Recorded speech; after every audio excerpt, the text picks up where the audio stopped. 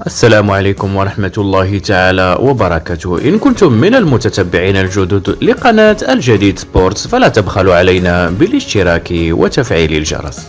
خرج الدولي المغربي غانم سايس بتصريح فاجأ به جميع لاعبي المنتخب المغربي، حيث قال لصحيفة أفريك فوت أنه واع بمسؤوليات ما ينتظر الأسود في كأس العالم 2023، موجها الحذر لكافة اللاعبين حتى لا يقعوا في خطأ الكبرياء.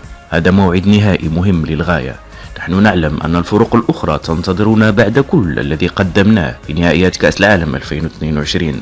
لن نمارس أي ضغط خاص على أنفسنا، ويجب أن نكون واعين بمسؤوليتنا. مثل كأس العالم نريد أن نحظى برحلة جديرة بهذا الاسم والاستثناء، مع الحفاظ على تواضعنا، لأننا ندرك أيضا أن الأمر كان دائما معقدا لنا بإفريقيا.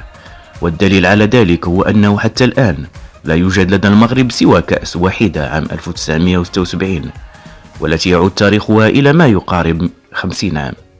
إن القول بأننا اليوم نحن المرشحون لكوننا قدمنا كأس عالمية استثنائية سيكون بالتالي تعاليا وأنانيا بعض الشيء.